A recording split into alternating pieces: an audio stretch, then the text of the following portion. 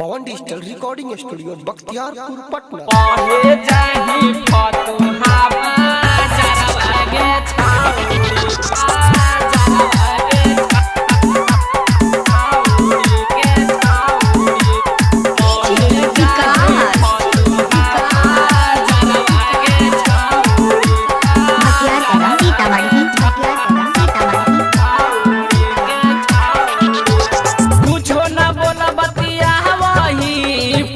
तू छौड़ी आवही तोरे ला धड़ कौ दिलवा गे बाते कहे नहीं बुझही त पढ़े जाही फतुहा बाजारवा गे छाउड़ी त कहवा नहा कौ तोरो जनला भरवा गे छाउड़ी भरवा गे छाउड़ी कहवा नहा कौ तोरो जनला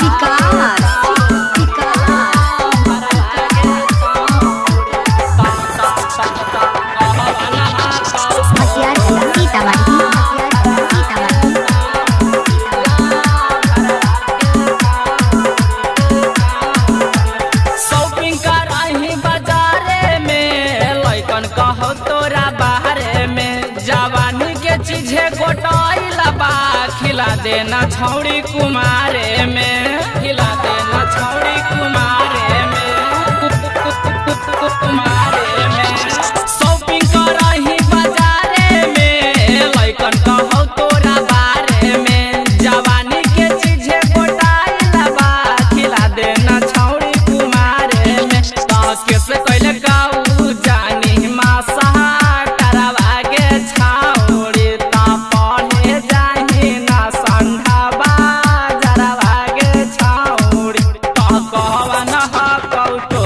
जनला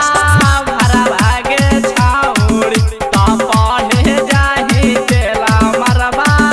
जरवा गे छाउड़ी भरवा गे छाउड़ी कहवा नहा कौ तोरो जनला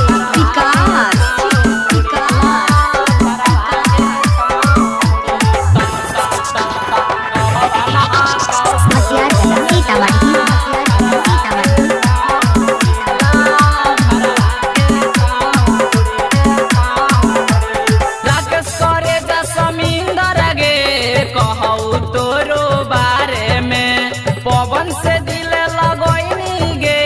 कोइनी हा प्यारे कुमारे में कोइनी हा प्यारे कुमारे में कुमारे में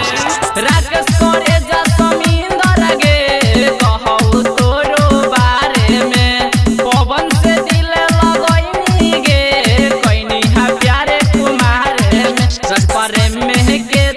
बनमी डरलिंगवा गे छाउड़ी त पढ़े जाही हिलासा को